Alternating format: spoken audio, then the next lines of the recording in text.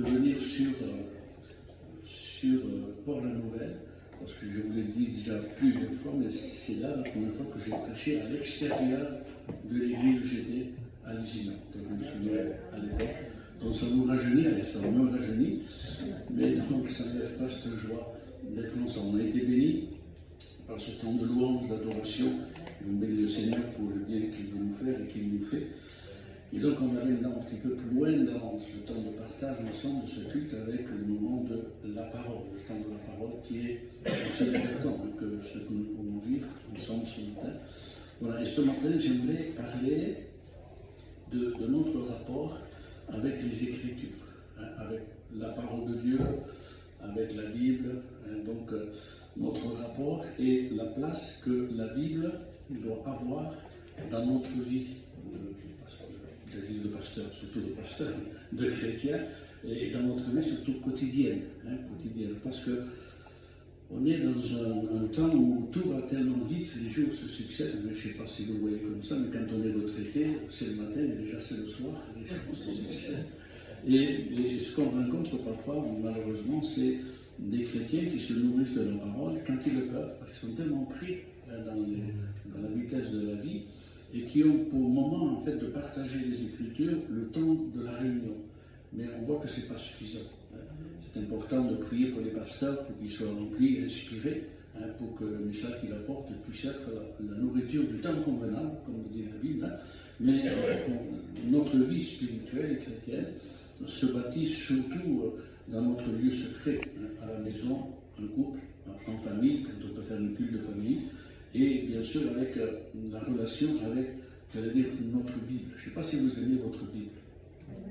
Quoi que maintenant, c'est les téléphones. C'est les téléphones. Mais avant, à l'époque, on amenait les Bibles, parce qu'on aimait faire ça aussi, on aimait les amener à l'église, parce que souvent le pasteur disait, allez, celui qui a la Bible, levez la main. Alors il fallait qu'on ait tous une Bible pour pouvoir lever la main. Ça, c'est plus, mais aller au-delà de ça, ce rapport avec les Écritures, et donner le cadre des Écritures, parce qu'il doit avoir dans mon cœur. Aujourd'hui, c'est une bénédiction, mais bien sûr, l'ivraie est toujours semé dans le champ de patates, de blé, pardon. L'ivraie ne pousse pas dans un champ de patates, tout ça, c'est dans un champ de blé.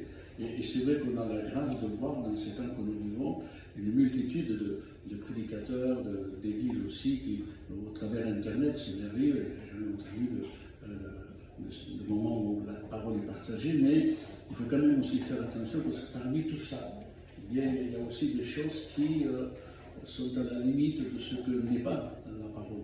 Et nous, pour grandir, vous savez que dans la Bible, dans la croissance spirituelle, il y a les étapes de la vie spirituelle. Il y a d'abord la nouvelle naissance, puis la Bible parle des petits-enfants, puis la Bible parle des jeunes, puis la Bible parle des hommes, puis la Bible parle des pères, et la Bible parle enfin des vieillards. Et tout ça fait partie de cette croissance spirituelle. Et on ne peut pas grandir avec le Seigneur sans ce rapport avec les Écritures, sans ce rapport avec la parole. Et c'est de cela que j'aimerais parler avec vous ce matin, donc surtout nous rappeler des effets de la parole dans notre cœur. On va parler des effets bénéfiques du culte, mais il y a les effets bénéfiques des Écritures, de la parole, tout ce que je puisse, ce que je reçois, ce que Dieu me dit, ce que Dieu me conseille, dans la lecture même de la parole de Dieu. Que Dieu soit béni. Lorsque j'étais jeune prédicateur, et quand on prêchait une fois par mois, ça allait bien, mais après, quand il fallait prêcher beaucoup plus, je disais à mon pasteur, mais comment on va faire pour trouver chaque fois une parole, une pensée? Alors, mon pasteur, je crois que c'est Daniel Quintet qui m'a dit, mais si tous les jours tu lis ta Bible, tous les jours tu as un message. Et c'est vrai que quand on s'approche du Seigneur comme ça, au travers de la parole, alors le Seigneur nous parle, nous fortifie, que Dieu soit béni. Alors j'aimerais parler avec vous, donc, introduire ce thème par une lecture dans 2 Timothée chapitre 3, et à partir du verset 14, donc vous connaissez ce texte, c'est 2 Timothée 3, 14. Alors je ne vous dis pas qui a sa Bible, hein. Je ne le dis pas, mais bon, quand même. Il dit ceci, toi, je s'adresse à ce jeune serviteur de Dieu, donc qu'il a vu s'engager, grandir, entrer dans le ministère. Toi demeure dans les choses que tu as apprises et reconnues certaines, sachant de qui tu les as apprises. Dès ton enfance, tu connais les saintes lettres, les saintes lettres, qui peuvent te rendre sage à salut par la foi en Jésus-Christ. Toute écriture est inspirée de Dieu et utile pour enseigner, pour convaincre, pour corriger, pour instruire dans la justice, afin que l'homme de Dieu soit accompli et propre à toutes bonnes œuvres. Que Dieu soit béni. Amen. Amen. Que Dieu soit glorifié. Ici, au travers de ces versets, donc Paul rappelle à Timothée, à ce serviteur de Dieu, de rester attaché aux Écritures, de rester attaché à ce qui est écrit, à la parole. Et Paul rappelle donc à Timothée que dès son enfance, il a été instruit par sa mère, sa grand-mère, et fondé sur elle. Ce sera sa grand-mère, sa mère qui vont l'enseigner et l'éduquer selon les principes bibliques, et ainsi qui vont lui transmettre la foi qui les anime.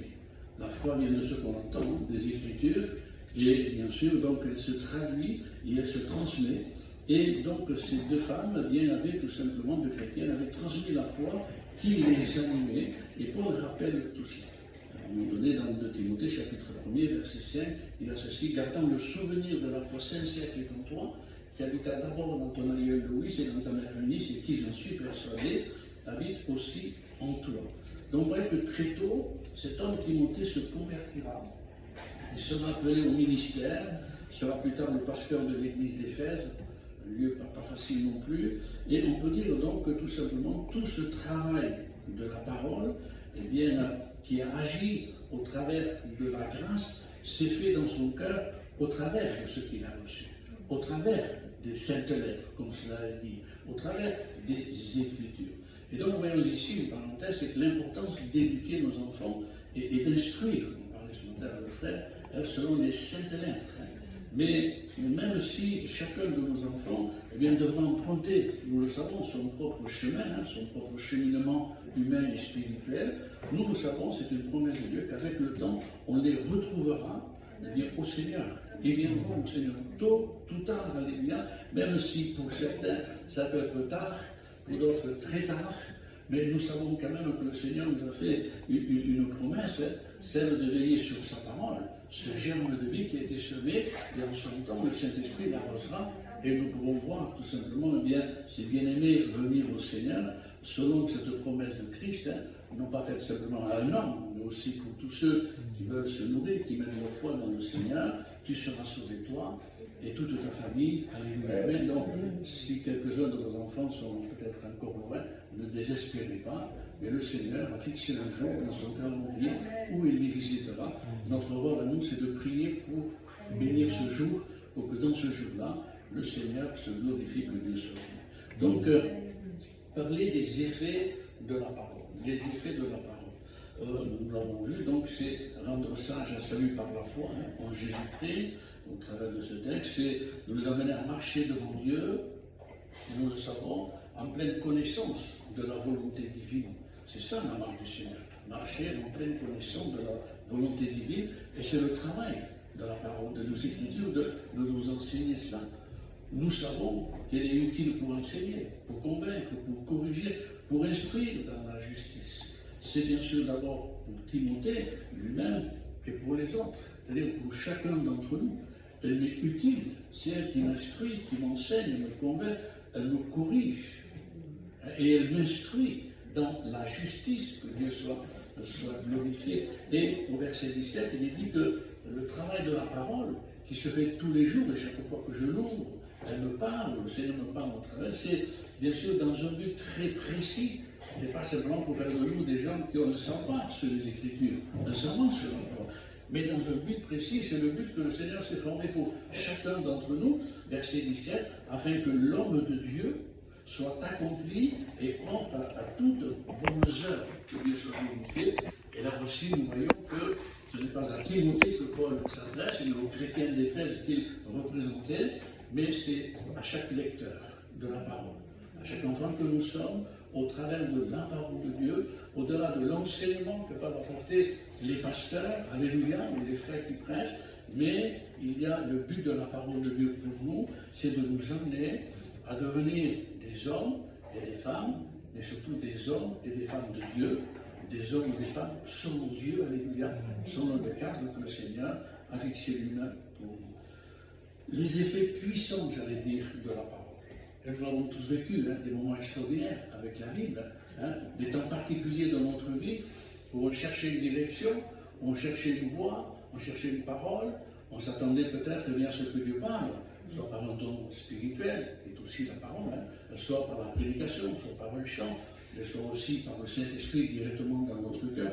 Et on a vu les effets puissants de la parole quand celle-ci, à un moment donné, a parlé à nos cœurs. Et en lisant un texte qu'on avait lu peut-être des dizaines de fois, on se rend compte, on a la révélation du Saint-Esprit à ce moment-là que ce n'est pas simplement des paroles écrites, mais c'est une parole qui, par l'Esprit de grâce, est rendue parole vivante dans notre cœur. Des paroles vivantes, puissantes, agissantes, alléluia, et surtout créatrices de la grâce du Seigneur dans notre vie. Les effets puissants de la parole, et nous le savons, et il faut bien se rappeler de tout ça, parce qu'elle est inspirée de Dieu. Et c'est ça qui la rend si particulière. Elle a été écrite par Dieu lui-même, j'allais dire qu'il a insufflé, inspiré par le Saint-Esprit à des hommes qu'il aura choisis, établis et qui nous les ont transmises. Et en cela, parce qu'elle est de lui, et inspirée par l'Esprit, elle est plus qu'une parole écrite, elle est parole de vie. Amen. Elle est parole de vie, que Dieu soit glorifié.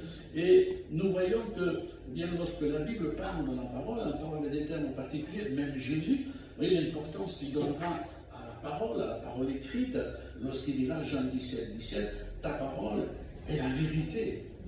Et parce que sa parole est la vérité, pas une vérité, mais la vérité, alors lorsque nous la lisons et dans la dimension de nos cœurs, de la foi, nous lui accordons qu'elle est vraiment inspirée, qu'elle vient de Dieu, qu'elle est parole de Dieu, alors elle n'est pas simplement un livre que nous lisons, mais elle est cette parole, bien qui est vérité, et elle exerce alors son autorité spirituelle en nous. C'est en cela qu'elle inspire, qu'elle redresse, qu'elle corrige, parce que quand elle parle, on réalise que derrière la lettre que nous avons lue, c'est la voix de Dieu que nous entendons, la voix de l'Esprit, alléluia. Et ainsi donc, elle apporte tout simplement une autorité spirituelle en nous, puisque nous savons aussi qu'en même temps, Dieu s'en porte garant, puisqu'il en est l'auteur et il en est responsable de sa parole. Et lorsque nous recevons une promesse au travers de la lecture de la parole, ou dans la prédication ou autre, eh bien tout simplement, eh bien, nous nous attachons à cela. Nous nous accrochons à cette promesse. Parce que tout simplement, en même temps aussi Dieu, qui sera responsable de sa parole, eh bien veille sur sa parole afin de l'accomplir. Amen, parce qu'il n'est pas un homme pour mentir. Il n'est pas un homme pour se repentir. Jérémie 1,12, je veille sur ma parole. C'est pas Jérémie qui dit ça. Dieu parle par Jérémie. Je veille sur ma parole pour l'accomplir. Alléluia. Que Dieu soit béni. Amen. Ésaïe dira la même chose de la part du Seigneur concernant sa parole. Israël était, à cette époque-là, le peuple du livre. L'Église est aussi maintenant le peuple du livre des évangiles. Ésaïe 55, 11, ainsi en est-il de ma parole. C'est Dieu qui s'adresse aux hommes, qui sort de ma bouche. Elle ne retourne pas à moi sans effet, sans avoir exécuté ma volonté et accompli mes desseins. Que Dieu soit béni. Amen. Le Saint-Esprit, Dieu lui-même, nous donne de placer notre confiance dans les Écritures, dans la parole, dans ce qui est écrit. Parce qu'au travers des siècles, des générations, combien ont voulu falsifier tout simplement sa parole, mais Dieu a veillé sur sa parole. Aujourd'hui encore, les scientifiques sont émerveillés, étonnés de ce que les Écritures d'aujourd'hui correspondent exactement dans ce qui était écrit. Il n'y a pas de falsification. Que Dieu soit béni. Il veille sur sa parole, que Dieu soit glorifié. Amen. Elle est extraordinaire. Elle n'est pas magique. Elle est remplie de l'Esprit. Elle vient du Seigneur. Que Dieu soit glorifié. Alléluia. Amen. Je me souviens un jour, j'étais à Lyon. Je partais de Lyon pour aller sur le Puy-en-Velay. Et il y a un don spirituel qui dit une chose, qui dit tu seras seul au milieu d'un champ, un mot d'une tour, tu seras entouré ce que vous avions, d'ennemis qui vont t'assaillir, mais toi, reste tranquille, je combattrai pour toi. Tu verras tes ennemis être renversés. Lorsque j'écoute cette parole, elle ne correspondait pas pour moi à l'Église, elle ne correspondait pas pour ma vie, ni pour celle de mon épouse, mais je l'ai pris pour moi. Je l'ai attrapé comme ça, je l'ai mis au fond de mon cœur. Et c'est une parole de Dieu. Je la garde pour moi. Des années après, parce que j'étais sur Bourges, à un moment donné, il y a une coalition de frères et de sœurs qui se lèvent pour faire une division. Et puis, moi, je commence à avoir des problèmes de santé. Mes enfants ont été attaqués, parce que quand le diable ne peut pas toucher le pasteur ou la femme du pasteur, il touche les enfants. Et là, j'ai été vraiment assailli de toutes parts. Et là, dans la méditation personnelle, eh bien, tout simplement, cette parole qui était au fond de mon cœur revient à la surface. Et là, elle correspondait à ma situation, à ce moment. C'était une parole de Dieu pour moi. Amen. Et cette parole m'a permis de traverser tout simplement ces difficultés, confiant que le Seigneur était là, que Dieu soit glorifié. La parole de Dieu nourrit notre foi. Voilà pourquoi j'ai besoin des Écritures. Parce que sans la foi, je ne peux pas être agréable à Dieu et je ne peux pas recevoir sur ma vie son approbation et sa pleine bénédiction. Et sa pleine bénédiction. Que Dieu soit béni. Et je pense que nous avons tous bénéficié des effets bénéfiques de la parole. Et combien nous avons été bénis par elle, par toute espèce de bénédiction, et combien elle a su faire du bien à nous, alléluia. Et je pense que chacun nous pourrions en témoigner, que Dieu soit glorifié. Amen. La parole, elle peut être prêchée, chantée, visionnée au travers de films, jouer un spectacle. La parole, elle parle tantôt d'une manière et tantôt d'une autre. Elle peut être lue par des professionnels chrétiens. Il y a des artistes, des comédiens, des gens de théâtre qui sont chrétiens, alléluia.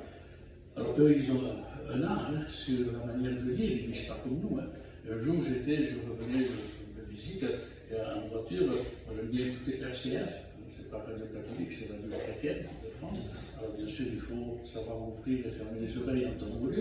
Et puis à un moment donné, j'entends là un comédien chrétien qui lit le texte de Lazare et du mauvais riche. On l'a vu combien de fois. Et en tant que pasteur, combien de fois on l'a prêché. Mais ce jour-là, dit par cet homme, avec les ponctuations, les intonations qu'il fallait, waouh, j'ai redécouvert une autre dimension, tout simplement à ce texte. De suite, je suis venu à la réunion, à la maison, j'ai fait une prédication, non pas sur ce, et simplement parce que ça m'avait inspiré. Amen. La parole de Dieu nous inspire. Elle parle de Dieu dans notre cœur de la part du Seigneur. Alléluia. Il y a un audio pour les malentendants, en braille pour les non-voyants. Et nous bénissons Dieu surtout d'avoir laissé le témoignage écrit de sa parole. Témoignage écrit de sa parole, de la Bible, de la Sainte Bible. Alléluia. Amen. Dieu a donné aux Hébreux, dont il s'était fait son peuple, les deux tables de la loi, et vous connaissez le texte, Exode chapitre 31, verset 18, il a donné les deux tables du témoignage, table de pierre, écrites du droit de Dieu.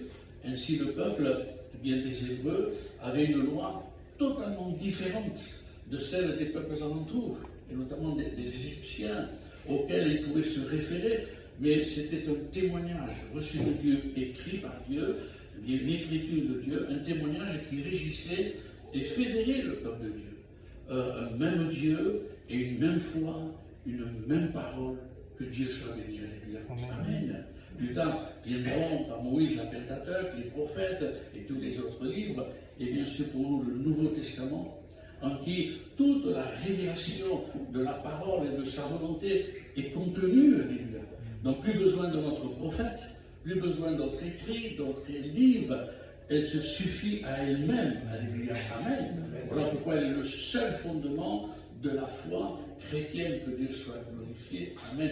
D'ailleurs, c'est Christ la parole qui reviendra pour attester au monde que ce qui est écrit est la vérité et pour renverser tout mensonge, que Dieu soit béni. Amen. Voilà pourquoi la parole de Dieu est la lumière qui éclaire le monde et qui fait de nous, donc en même temps, lumière dans ce monde. Parce que nous sommes éclairés bien, de la connaissance de la parole du Seigneur et de l'Esprit. Et ce qui est extraordinaire, l'impact des Écritures. Et on prie pour que la Bible soit traduite dans toutes les langues dans le monde entier. Afin que même dans une plus petite île, que dans un petit peuple, peut-être que d'une centaine de personnes, la parole soit traduite, alléluia, pour que eux aussi puissent parler à ce merveilleux message. Dans n'importe quelle langue, pays, continent, race d'hommes, race de femmes, le langage de la Bible est universel. Et c'est extraordinaire. La puissance et l'autorité des Écritures de la parole. Elle lie des hommes et des femmes, et en fait des frères et des sœurs par les liens du sang de Christ. Voilà ce que fait la Bible. Voilà ce que fait le travail de la parole. Jean 1,12, à tous ceux qui l'ont reçu, à ceux qui croient en son nom, elle a donné le pouvoir de devenir enfants de Dieu. Alléluia. Amen. Nous ne ramenons pas les Écritures au rang de livre, nous l'amenons au rang de parole de Dieu. Quand elle est inspirée par l'Esprit, alors elle est une puissance, que Dieu soit glorifié. Je me souviens, lorsque j'étais jeune pasteur, j'étais à Messimieux, dans la plaine de l'Ain, je m'occupais de centre d'accueil de demandeurs d'asile. Il y avait comme ça des vagues qui arrivaient, des Africains, des Asiatiques, et il y avait une guerre quelque part, et il y avait des Immigrés qui arrivaient. Et là, c'était dans les pays de l'Est, ça chauffait. Et la Russie qui avait attaqué la Tchétchénie, d'autres pays, c'était la panique là-bas. Et voilà qu'on voit arriver des gens de l'Est. Et on a vu arriver donc une famille tchétchène et une famille russe. Alors c'était... Et puis on les a invités et puis ils sont venus.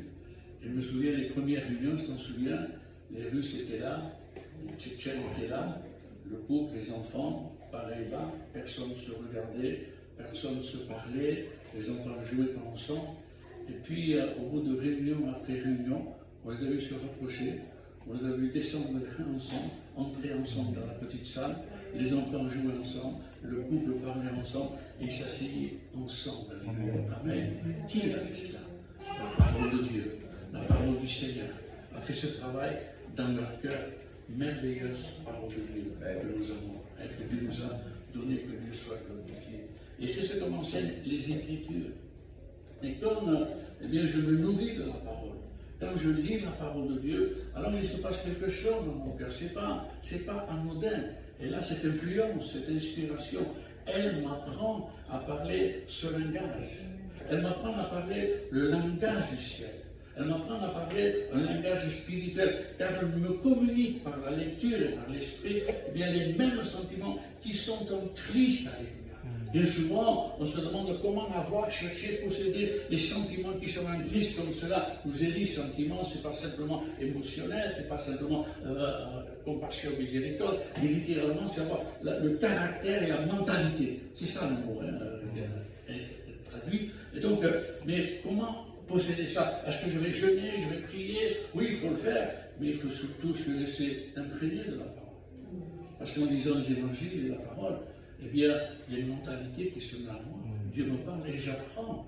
Il y a tout simplement avoir ce langage et à recevoir ces choses-là. On le savait, on n'est pas chrétien, on le devient, mais façonné par Christ, façonné par le travail de la parole qui me révèle, qui m'enseigne, qui tout simplement me façonne, j'allais dire, qui tout simplement m'apprend Jésus-Christ, m'apprend Christ. Paul dira un jour à une certaine église qui s'était déviée eh bien, des voies de Dieu, Paul dira, mais ce n'est pas ainsi que vous avez appris Christ. Nous, on ne vous l'a pas enseigné de cette manière. La parole de Dieu, elle m'enseigne. Alléluia. Eh bien, tout simplement, la personne de Christ, afin que je puisse tout simplement lui ressembler. Et ça, c'est le travail, j'allais dire, entre Dieu et moi, et au milieu de la Bible. Entre ma Bible et moi. Tout simplement, à la maison. Eh bien, je me laisse instruire par le Seigneur. Lorsqu'on parle de l'atelier du potier, dans l'Ancien Testament, il y a toujours l'argile, le tour, le potier, on parle toujours de ça. Mais il y a aussi un élément qui n'est pas mentionné, mais qui pourtant est là présent, c'est l'eau. Parce que sans elle, impossible au potier de faire un vase. Impossible au potier de prendre de l'argile, de la rendre malléable. C'est avec l'eau, tout simplement, que le vase pourra se faire entre les mains du potier. Alléluia. Nous sommes des vases d'argile. L'important n'est pas le contenant, c'est le contenu, mais c'est la parole de Dieu qui va faire ce travail. Nous savons que dans les Écritures, la manne, c'est la parole, elle me nourrit, mais l'eau, c'est aussi la parole, c'est le symbole de la parole. le fondement de notre foi. Et je ne vous apprends rien. Le fondement de notre foi est dans ce qui est écrit. Alléluia. On voit par exemple que Jésus va tenir en échec Satan par ses paroles. Il est écrit. Il ne va pas faire des choses extravagantes. Seulement, il est écrit. Le diable a voulu transformer la parole, détourner le sens de la parole, apporter une autre traduction, mélanger un petit peu, vous savez, rendre, il prend un verset, mais il ne dit pas tout. Les frères et sœurs, mais quand on écoute Internet, c'est ça. C'est ça. Il y a des évangiles, il y a des prédications, on dit, mais ça, c'est pas l'évangile, ça. C'est pas le nôtre qui nous a été transmis, c'est autre chose.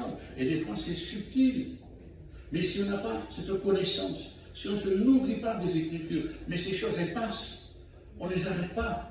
Il peut dire après que la mort peut être dans le pot, hein, comme les prophètes ont crié.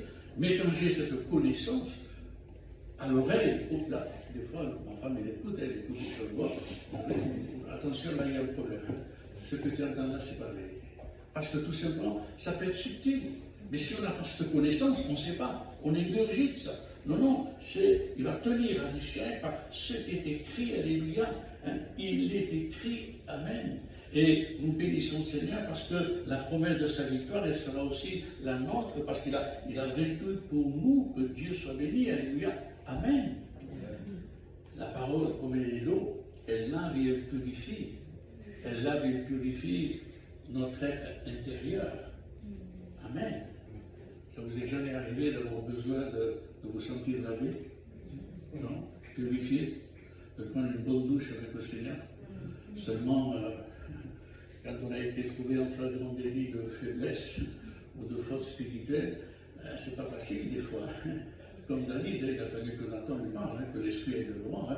C'est toi, de la momie, tout ça, c'est toi. Donc, vous voyez, mais à un moment donné, comment on fait? Des fois, on n'ose pas trop, mais simplement en se mettant dans la lecture de la parole. On sent les bienfaits de la parole des Écritures. Dieu parle à notre cœur. Elle nous lave, elle nous purifie, elle nous donne la force, alléluia, parce qu'il est une nourriture par laquelle Dieu me nourrit maintenant comme il a nourri Élie, et tant d'autres. Cette force pour aller devant, Seigneur, je te demande pardon. Et là, dans ce moment particulier, oui, on reçoit le pardon de Dieu. On sent qu'on est lavé, purifié dans ce moment particulier qu'on a eu avec le Seigneur et avec les Écritures. Que Dieu soit béni. Amen. L'importance des Écritures, que Dieu soit loué. D'ailleurs, le Seigneur lui-même, Jésus, le dira. L'autorité, la puissance bénéfique de sa parole, il dira Jean 17, 17, sanctifie-les par ta vérité. Sanctifie-les par ta vérité, c'est-à-dire par la parole qui va avoir cette influence dans le cœur, dans nos cœurs. Elle nous amène tout simplement à faire ce travail dans notre cœur. Elle nous sépare du monde. Séparer du monde, Jean 17, 17, c'est la prière sacerdotale. Elle nous sépare du monde, du mal et du péché, de tout ce qui est mauvais et de la méchanceté. Le travail de la parole. Alléluia. Elle purifie les cœurs, elle lave nos consciences, elle nous apprend le bien. Voilà le message biblique. Amen. Pas besoin d'un grand hyper prédicateur pour m'enseigner, eh bien tout simplement à faire le bien et à rejeter le mal en lisant la parole. Que Dieu soit béni. Alléluia. Je ne sais pas si vous avez déjà raconté cela. C'était un jeune couple qui s'approchait du Seigneur, c'était à Carpentras. Et alors eux venaient de loin.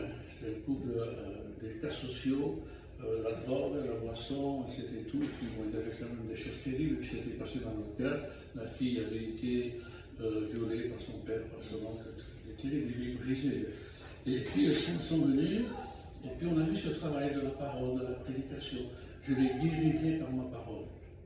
C'est écrit, je les guérirai par ma parole. J'enverrai ma parole, et ma parole les guérira. Et au travers des réunions, il y a un travail qui s'est fait, mais un travail qui n'était pas tout à fait visible. On discernait qu'il y avait des changements, mais au fond de leur cœur, on ne connaissait pas. Et puis ils sont engagés dans la formation au baptême. Et dans la formation au baptême, il y avait ce module de 6 réunions où on avance petit à petit, voir après si elles sont prêtes au baptême. Il y a des personnes qui ne sont pas encore prêtes, on attend si elles sont prêtes, s'il n'y a rien qui empêche, on les baptise. Et j'étais étonné de ce que mes modules étaient préparés donc, par avance. Et je disais, tiens, la semaine prochaine, ça va rien dire, ça sera la prédication sur tout ce qui empêche, notamment par exemple les choses occultes, tout ça. Et avant même que je prêche, et bon, on va parler de ça, cette leçon. Et le couple me disait, la femme me dit, mais moi ça y est, j'ai tout réglé. Comment ça, vous avez tout réglé? Oui, à la maison, parce que je touchais aux choses occultes, j'ai lu ça dans la Bible, alors j'ai tout pris, j'ai tout mis à la poubelle. J'ai pas eu besoin de prêcher. J'ai pas eu besoin de... La Bible a prêché. La Bible a parlé. La Bible a enseigné. Alléluia. Amen. Et puis c'était l'alcool, tous ces liens-là. Et le mari me dit, moi c'est fini, je ne bois plus de bière. Je boyais 10, 15 bières par jour. Il dit, mais j'ai lu la parole, on a lu avec mon épouse, on a lu ça, ça y est, je ne bois plus. Je dis, mais Seigneur, si toi tu prêches, je ne prêche plus avec toi. Je ne peux plus faire mon boulot. Et ça a été ces choses-là. Le Saint-Esprit, c'est le meilleur des prédicateurs. Il a le meilleur des évangiles, c'est sa parole, la parole. Et c'est extraordinaire, la puissance de ce qui est écrit des Écritures. Alléluia. Ne minimisons pas ce livre-là. Il est la parole de Dieu, que Dieu soit béni. Alléluia. Amen. Ainsi donc, quand je lis la parole, mon esprit s'imprègne de la parole. S'imprègne de la parole. Amos 5,15, il dit, haïssez le mal et aimez le bien. Faites régner à la porte la justice. Mais on lit ces textes, parfois on les oublie, mais on ne les oublie pas, ça s'imprime dans notre cœur et dans notre conscience. Notre conscience, elle gagne cela. Et voilà donc ce que me dit ma Bible quand je la lis et quand je la médite, alléluia. Et c'est vrai, je dis, fais régner à la porte de ton cœur, eh bien, la justice qui vient de Dieu.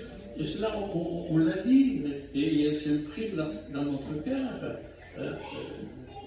Par de justice, d'intégrité, et quand je lis tout cela, par Noé qui marchait avec Dieu, Job qui était intégré droit, alléluia, qui se détournait de mal, c'est cela, marcher avec Dieu.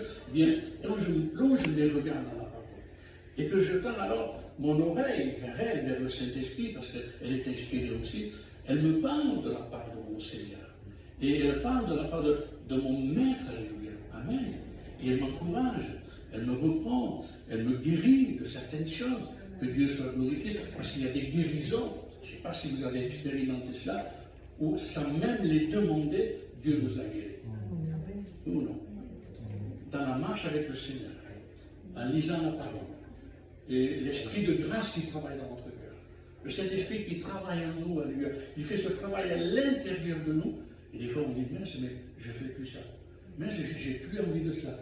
Parce que tout simplement, la guérison, comme pour l'homme aveugle, va au réservoir de Siloé, d'ailleurs, celui de l'envoyé vers Jésus, et la guérison s'est faite, alléluia. Cet homme, il était aveugle de naissance, ça veut dire qu'il n'avait pas d'organe de la vue, il n'avait pas d'œil. Et c'est en marchant, les yeux se sont formés. Mais le Seigneur a tout, hein, il a tout ça. Donc vous voyez, c'est en marchant, eh bien, à la lecture de la parole, eh bien, tout simplement, nous vivons ces choses-là, que Dieu soit béni.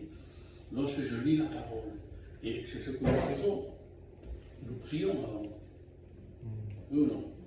Et nous prions pendant. Hein? Oui, parce que des fois on dit, Seigneur, moi je ne comprends rien. C'est vous, c'est bon pour moi aussi. Hein? Pourtant, je suis une conversion. Et des fois, si Seigneur, viens m'éclairer, parce que là, je ne comprends pas. Alors, je relis une fois, deux fois, je les revois. Puis à un moment donné, le Seigneur nous parle. Hein? Mais non, mais quand je lis la parole, le Saint-Esprit me parle de la part de mon Dieu. Et comme dira ce qu'a dit Jésus, eh bien, il ne fait pas un travail comme ça au hasard. Il prend de ce qui est au Père, et dont j'ai besoin, et que Dieu a préparé pour moi, et il me le donne. Et ça, c'est par révélation. Et il y a ça aussi dans la parole de Dieu, quand je la lis. Il y a ce qui est écrit, et puis la révélation par l'esprit de la parole.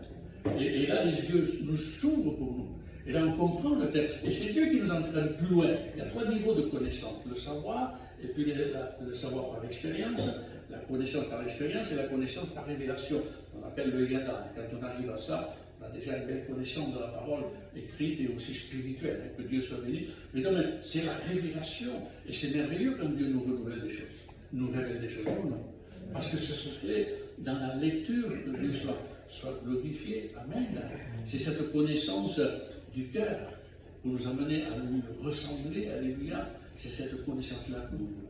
Et ainsi donc, par la prédication, mais aussi par la lecture, par les Écritures, mon caractère change.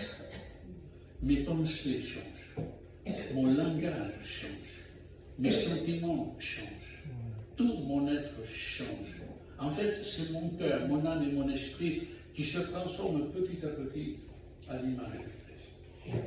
On peut penser alors de certaines personnes, que je l'ai connues, il y a des brebis extraordinaires, et il y a des brebis, c'est des chèvres. Un jour, j'étais dans la Haute-Loire, au fin fond de la montagne. Il y avait le Chambon-sur-Lignon, petit village de 3500 habitants. 8 mois sur 12 à cette époque-là, il y avait 1 mètre de neige, 50 cm de neige. Il y avait une dizaine de chrétiens. Et ils n'arrêtaient pas de se crêper le chignon. Il n'est pas possible, je vous ai dit, vous êtes 10, et vous arrivez à vous diviser, à vous. J'ai dit, mais un jour, je reçois un frère, un collègue pasteur, et les chrétiens étaient là, j'étais chrétien, heureux d'écouter comme ça. Et puis, je discute comme ça avec le frère, puis je n'ai pas oublié que ça s'entendait. Et je regarde dans mon troupeau, même pas des brebis, que des chiens. Et là, entendu. J'allais mourir. Mais comment se fait-il qu'après tant d'années, on conserve le même caractère, il y a lacune, qu'on conserve les mêmes sentiments, les mêmes choses qui sont enfouies dans notre cœur, un petit peu comme l'épée que possédait Pierre qui planquait dans sa robe, là, tout ça, puis à un moment donné, bam, il casse les oreilles de l'autre. Mais comment ça se fait qu'à un moment donné, Dieu ne me désarme pas de toutes les armes humaines? Comment à un moment donné, il y a ce basculement en moi, où du charnel, je passe au spirituel? Je dois être amené à ça, oui ou non? Mais parce que tout simplement, il y a peut-être une lacune dans une manque de relation avec Dieu, avec le Saint-Esprit, mais c'est aussi avec la parole. Alléluia. Que Dieu soit béni. Donc, l'autorité de la parole, que Dieu soit glorifié.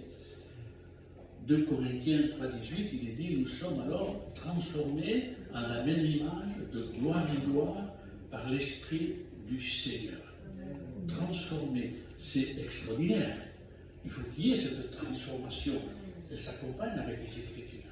Une transformation, tout simplement, le mot transformation, en grec, c'est métanoïa. Vous connaissez un petit peu, je ne sais pas grec, je ne sais pas de grec, j'ai jamais appris le grec, mais bon, métanoïa, métamorphose. C'est 2 images. L'image de la larve qui se transforme en papillon. Un être rampant devient un être qui vole, c'est un miracle. Mais c'est le miracle de la transformation dans notre cœur, opéré par la parole. Métanoïa, c'est aussi veut dire l'image transfigurée. Ça rapporte à l'image de Moïse. Quand il sortait du tabernacle, il y avait tellement de. La gloire de Dieu était sur lui, les gens ne peuvent pas le regarder. Mais à un moment donné, quand on voit un chrétien qui marche avec Dieu, on voit que Dieu est avec lui. Non? On voit que Dieu est là. Il est avec lui dans la louange, dans la prière, dans sa manière de parler, dans son témoignage, dans son physique, dans sa manière de. On voit que Dieu est là. Et à côté, on voit que Dieu n'est pas souvent là. Mais dans un moment donné, il faut arriver tout simplement à ces choses transformées, tout simplement de gloire en gloire par l'Esprit du Seigneur. Même mon corps extérieur change.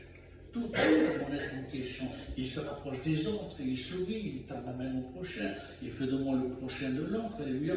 Alors je vous rassure, ce matin, mon épouse, on a été accueillis divinement. Je ne sais pas si le mot divinement peut être associé à vous, mais en tout cas, c'était super. On voit qu'il y a quand même. Mais je peux vous dire que quand on était en vacances, on est parti voir mon collègue, qui n'y était pas, mais aussi était en vacances, on est venu rentrer dans l'église. On est rentré, il y avait une petite annexe, il y avait une quinzaine de personnes. Personne n'a fait cadeau. On est resté là planté au milieu, comme on a mis 2 personnes. Donc le culte, on loue, on prend le loup. À la louange, quand même, on sent si la personne est convertie, quoi. C'est partie des nôtres. Et puis à la fin, tout le monde ensemble, et puis on ignorait totalement. Après, j'ai envoyé le mot au frère, il s'est excusé. Vous voyez, mais tout change. Pourquoi? Pourquoi est-ce que je me rapproche de l'autre? Parce que la parole de Dieu est un livre tout simplement qui apporte une ouverture de cœur. Une ouverture de cœur. On voit Jésus qui ne rejette personne. Et tout ça, cet enseignement, nous le recevons. On devient conforme et semblable à lui. Mon aspect extérieur change, les choses, les modes du monde, tout ça passe. Et le charnel, en fait, à un moment donné, va laisser la place au spirituel. Et ce sont alors nos premiers pas dans ce chemin pour devenir un homme, une femme, selon Dieu. Que Dieu soit béni, alléluia. Amen. Je me souviens d'un jeune, j'ai jusqu'à quelle heure? Il te reste combien? Pardon? Tu penses en combien de temps il faut? Non, vous me dites combien j'arrive? 10 minutes? 10 minutes. Bon, j'arrêterai vos 2 minutes. Je vais. Donc, on voit un jeune arriver, j'étais allé le visiter, ses parents étaient, sa mère était chrétienne, le père était trop grand, tout ça, il a grandi dans de mauvaises conditions. Il est allé sur Internet, touché à des choses, il avait eu peur, il m'avait appelé, sa mère m'avait appelé, je suis allé, on a pu parler aux jeunes, et puis il vient à la réunion de jeunesse, j'étais content de le voir, il arrive avec un beau blouson et un cuir, les jeunes étaient là, les chrétiens étaient là, et au fur et à mesure qu'il avançait, je voyais les visages des chrétiens qui se crispaient. Qu'est-ce qui se passe? Et en effet, quand il se tourne là pour s'asseoir, derrière son dos, il y avait un énorme dragon, crachant des flammes, donc ça dans une église, bien sûr. Alors j'ai trouvé les jeunes et les chrétiens disent personne ne lui dit rien. Personne ne lui dit qu'il a enlevé son manteau. Le seul qui peut lui dire d'enlever sa veste, c'est son Seigneur. J'interdis de vous demander ça, parce qu'il y a quand même un respect. Une âme est beaucoup plus fragile qu'un verre de cristal, croyez-moi. Et puis, quelques temps après, au bout de quelques réunions, il est venu, mais sa veste, il a laissé à la maison, et même il a touché le fil. Parce que Dieu avait fait ce travail de miracle dans son cœur. C'est le travail de la parole. Alléluia. Amen. La parole est pétrie de l'amour de Dieu. Amen. Et en me nourrissant d'elle, elle me communique cet amour. Et elle dispose mon cœur à recevoir du Saint-Esprit, eh bien, cet amour divin. Parce que tout simplement, le contenant est prêt à recevoir le contenu. Alléluia. Amen. Alors ça se passe vite, plus ou moins vite pour certains, et je vais recevoir cet amour de Dieu comme une coupe qui déborde. Bon, c'est facile de chanter l'amour de Dieu. C'est facile de le prêcher, même si ce n'est pas vraiment facile de prêcher l'amour de Dieu, ça paraît simple, c'est très, très compliqué, c'est très profond pour amener la compréhension. Mais le vivre, c'est encore plus dur. J'avais fait une étude de quelques pensées sur les effets de la parole, et avec quelques points, mais puisque elle est si simple, elle est à la portée de toutes les personnes, les enfants, peuvent comprendre la parole, la révélation, peuvent recevoir. Pourquoi on a des fois si mal à vivre la parole? Pourquoi est-ce qu'au milieu de nos défauts, on a mal à vivre la parole? Les divisions, les disputes, les ceci, les critiques. Ça veut dire qu'à un moment donné, eh bien, il faut quand même vivre la parole. Et la parole est là pour pétrir de l'amour, me donner tout cela. Et ma prière, c'est Seigneur, mais transforme-moi, rends-moi capable, pas simplement d'aimer avec la bouche, mais que mon cœur soit le réceptacle de ton amour. Cet amour qu'enseigne la parole. Nous le savons, la parole est une épée à double tranchant. Elle me délie des liens de la haine et de la méchanceté. Elle m'apprend le pardon, la compassion, la miséricorde. Normalement, vous dites Amen. Amen. Elle rend mon cœur sensible, un cœur de chair au lieu du cœur de pierre, capable de la compassion, à la miséricorde. Elle m'apprend simplement, paisiblement, à aimer comme Christ a aimé, à vivre 1 Corinthiens 13, parce que 1 Corinthiens 13, c'est la parole, c'est écrit. Ça fait partie des Écritures. Donc ça veut dire qu'elle m'apprend à vivre comme la parole. Et tant d'autres versets. Elle brise en moi les liens du péché et du mal. Ça paraît simple ce que je dis là. Ça paraît, on le sait ça. Le savoir et le vivre, c'est pas de chance. Un jour, Jésus dit à Marthe, je suis la résurrection et la vie. Marthe dit, mais je sais. Il dit, ton frère, mais je sais. Il dit, voilà, et Jésus lui se révèle la résurrection et la vie. Et va dire à Marthe, le crois-tu? On passe du savoir au croire. Qui met en application par la foi ces choses-là. On a beau savoir, mais il faut croire dans le sens où mon cœur est soumis à lui. Il vit ces choses-là. Amen. Et c'est ainsi. Elles vont livrer les opprimés. Jean 8, 31, si vous demeurez dans ma parole, vous êtes vraiment mes disciples, vous connaîtrez la vérité, et la vérité vous affranchira. Avec cette promesse extraordinaire, verset 36, si dans le fil vous affranchit, vous serez réellement libre, que Dieu soit glorifié. Amen. Amen. En donnant une Bible à quelqu'un, en donnant un Nouveau Testament, un évangile, on sait le pouvoir, la puissance des Écritures de la parole. Il Et on prie pour cette personne-là. On prie pour ces moments de lecture, pour que la parole puisse enfin transformer ses cœurs, parce qu'elle libère les opprimés. Il y a tellement de personnes qui sont esclaves de ce qui domine le monde. Aujourd'hui, on emploie un mot, une addiction. Hein? Une addiction. Addict. Vous savez comment les Grecs anciens appelaient les esclaves? Les addicts. A, privatif, diction, parole, ceux qui n'ont pas droit à la parole. Ceux qui n'ont pas le droit, qui ne sont pas capables de dire non à ceux qui dominent à leur maître. Et ce qui est extraordinaire, c'est que le Fils nous a franchis. Et d'esclaves que nous étions, nous sommes devenus ses enfants. Et on veut se rappeler la puissance de la parole, de l'Écriture. Pour nous tous, la première fois où nous avons pour notre vie dit non au péché, dit non au mal, d'une manière radicale, où le mal et le péché n'ont plus d'autorité pour venir vers nous, où Dieu nous a donné par la parole l'autorité de dire non. Amen. Alléluia. C'est ça la puissance des Écritures, ça la puissance de la parole, que Dieu soit glorifié. Nous avons alors, quand nous avons dit non au péché, non au tabac, non à l'alcool, non à la violence, non à la jalousie, toutes ces choses-là qui dominaient, nous avons alors revendiqué par la parole notre liberté en Jésus. Amen. Amen. Au diable, on a dit, tu n'es plus mon maître, je suis libre. Amen. Nous avons revendiqué notre liberté en Jésus-Christ, acquise à Golgotha, dans le sacrifice et la victoire de Christ. Amen. Alléluia. Amen. À un moment donné, quand nous avons dit non au péché, à notre tour, nous avons mis en échec le péché en nous et le diable qui se présentait à nous. Christ nous a rendus semblables à lui. Il est écrit, tu ne pécheras pas, je ne pécherai plus. Alléluia. Amen. Amen. L'autorité de la parole, quand elle est dans notre cœur, et quand le Saint-Esprit est là, nous dominons ces choses. Que Dieu soit béni. Alors, 5 minutes de plus, c'est bon. C'est gentil, hein? Non, parce que sinon, non, on est à la montée. Bon. Je vais juste terminer. En fait, c'était réfléchi par cette travaux, mais c'est des choses que l'on sait, mais peut-être qu'il faut vivre. 2 choses importantes dans notre relation avec la vie.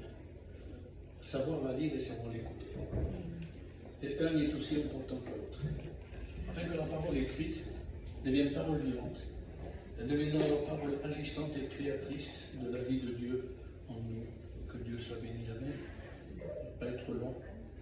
Terminer ce point. Il y a un principe que Samuel apprendra d'Élie le sacrificateur par le Seigneur, car le serviteur écoute. Et c'est pas facile pour le serviteur de se taire et d'écouter. Nous avons tellement de choses à dire, tellement de choses à partager. Le dimanche dernier, j'étais à Carcassonne. C'était à Carcassonne. Oui. Et je prêchais. On est dans la culture du pentecôtiste et surtout depuis quelque temps, dans la culture du bruit. Beaucoup de bruit, beaucoup de musiciens, beaucoup de musique, beaucoup de ceci, beaucoup de cela, beaucoup de cris. Et on nous dit que Dieu est encore aussi dans le silence. Et qu'à ce bruit-là, on n'adhère pas. On adhère au bruit du Saint-Esprit. Acte chapitre 2, il vient du ciel un bruit comme un. Et puis, quand les disciples ont parlé, ça fait comme un bruit dans lequel. Et Dieu a été là. Et on aime ça, mais des fois, il faut savoir aussi, dans notre. C'est bon que nos réunions soient puissantes et vivantes, mais à la maison, savoir faire silence. Vous le faites ça. À un moment donné, vous criez, vous avez lu la Bible, et là vous faites silence. Et vous fermez tout.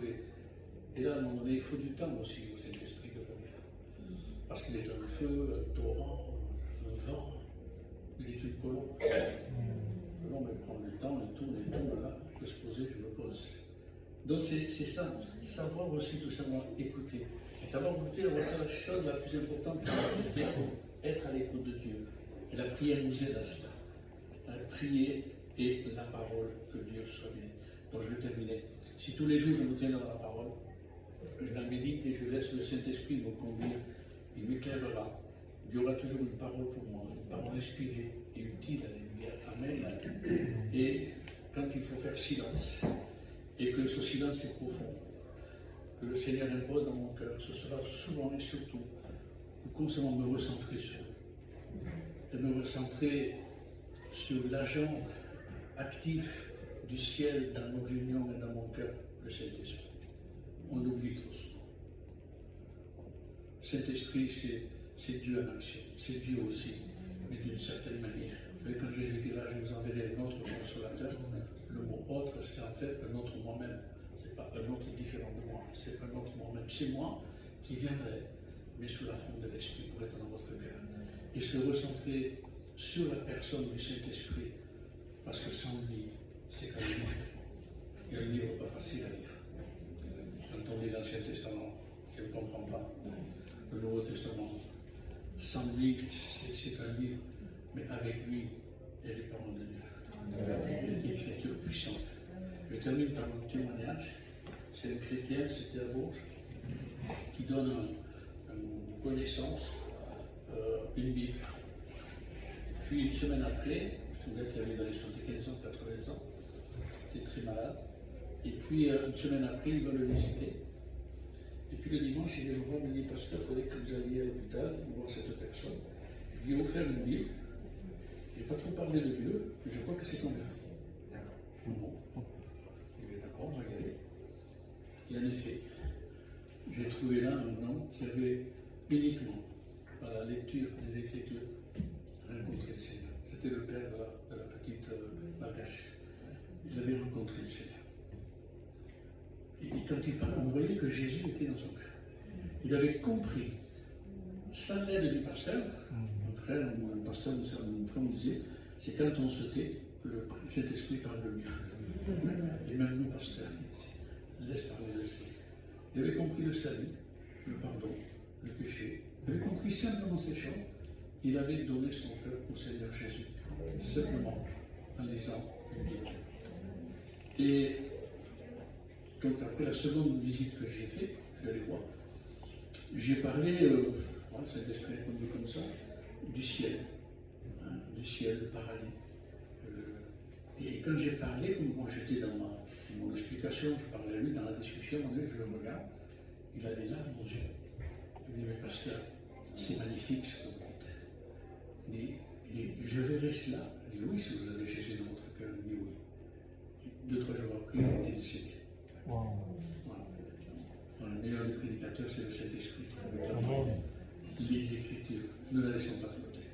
Ne la mettons pas de côté. Les prédicateurs, n'y allez pas lorsque vous avez besoin de prêcher. Ayez votre nourriture matinale, l'après-midi, le soir. Ayez toujours une Bible ouverte dans votre bureau. Moi, j'ai toujours une Bible ouverte avec du crayon, du papier, ceci. Voilà, il y a toujours une fois des versets, me réveille la nuit, j'y vais, je regarde pour voir si je n'ai pas compris. Et on travaille des heures comme ça. Et on s'imprime de ces choses-là, on s'imprègne. Et c'est là qu'on parle du charnel. On ne laisse plus la place au charnel. Parce que la parole des Écritures combat le charnel. Pour amener le spirituel. Que Dieu soit béni. Amen. Peut-être la suite la prochaine fois, je ne sais pas, on verra comment ça se passe. Mais que Dieu nous bénisse. Amen. Bon, je voulais chanter ce cœur, je ne sais pas si on a le temps. Merci pour ta parole, on n'a pas le temps. Bon, je peux le faire chanter. Alors, on va se lever pour chanter ce cœur. Dans le défi, l'essentiel, votre numéro. Bénissons le Seigneur et nous t'avons ta grâce, pour ta bonté, pour ta fidélité, pour ton amour. Merci pour ce culte de louange et d'adoration et de nous avoir permis ensemble de te louer et de te célébrer. Bénis ta parole dans notre cœur, tellement précieuse avec nous, afin, Seigneur, qu'elle puisse porter des fruits pour la gloire de ton nom et pour le salut de nos âmes. Nous te bénissons, Seigneur. Bénis-le de travailler en cœur. Merci, Seigneur. Amen.